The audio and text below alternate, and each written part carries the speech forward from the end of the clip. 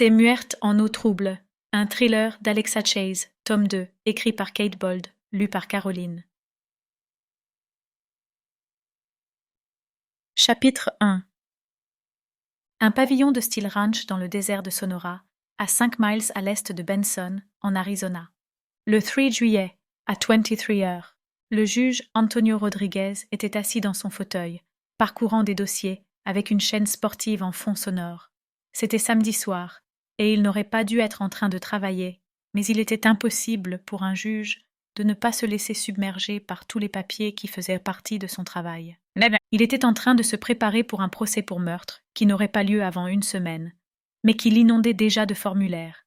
Exposé de la défense, casier judiciaire, exposé du procureur, preuves. Cela lui semblait interminable.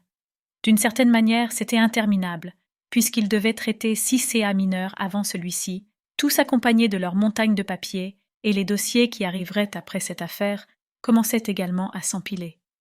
La paperasse pour les criminels de bas étage, tels que les conducteurs en état d'ivresse ou les voleurs à l'étalage, lui donnait déjà bien assez de travail, et il pouvait s'attendre à avoir de quoi remplir une bibliothèque avec ce procès pour meurtre.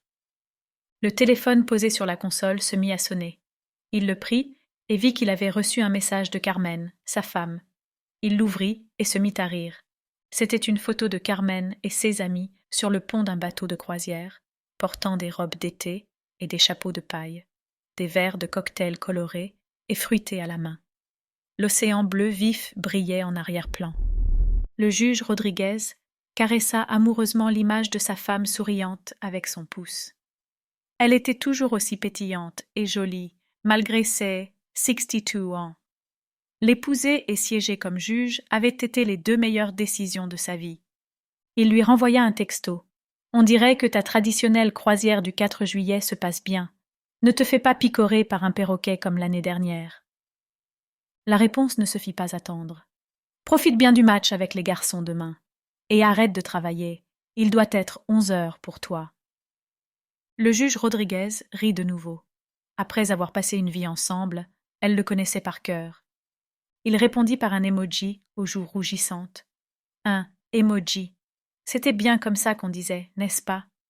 Il faudrait qu'il demande à ses enfants, tous 2 récemment diplômés et vivant à Albuquerque, là où il y avait de meilleures opportunités.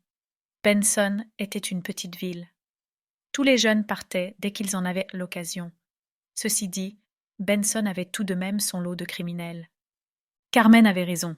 Il avait assez travaillé pour la soirée. Il repoussa ses dossiers et augmenta le volume de la télé.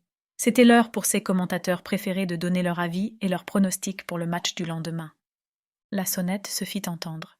« Qu'est-ce que... » Un visiteur, à cette heure-ci, peut-être que son voisin Larry avait de nouveau du mal à démarrer sa voiture. Il avait déjà dû lui prêter main forte pour démarrer son vieux tas de ferraille 3 fois ce mois-ci. Ou peut-être Irène, qui habitait un peu plus loin, avait-elle des soucis avec les coliques de son bébé. Dans le voisinage, les maisons étaient éloignées les unes des autres, chacun disposant de plusieurs hectares de désert, mais les gens se connaissaient tous et n'hésitaient jamais à s'entraider. Le juge Rodriguez se leva lourdement de son fauteuil et traversa son salon, passant devant les photos qui montraient sa famille au fil du temps, puis atteignit le couloir menant à la porte d'entrée, allumant la lumière au passage. « J'arrive !» lança-t-il. Il n'y eut pas de nouveaux coups de sonnette. Il déverrouilla la porte. On avait beau être au fin fond de l'Arizona, il était tout de même plus prudent de la verrouiller, et ouvrit. Il n'y avait personne dehors. La lumière du porche était allumée, et quelques papillons de nuit lui tournaient autour, mais il ne semblait pas y avoir pas d'autre mouvement. Le jardin de devant, l'allée en gravier et le désert faiblement visible au-delà étaient vides.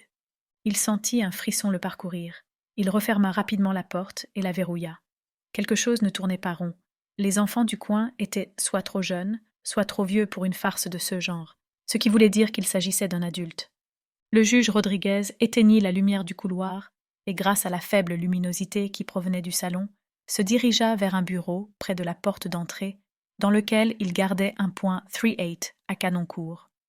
Carmen était opposée au fait d'avoir une arme à feu dans la maison. C'était une vraie citadine de Phoenix, et elle n'avait pas l'habitude de ce côté de la vie rurale. Il aurait pu aller chercher le fusil qu'il utilisait pour les coyotes, mais il était trop encombrant à utiliser à l'intérieur, et il se trouvait à l'autre bout de la maison, dans le placard de sa chambre.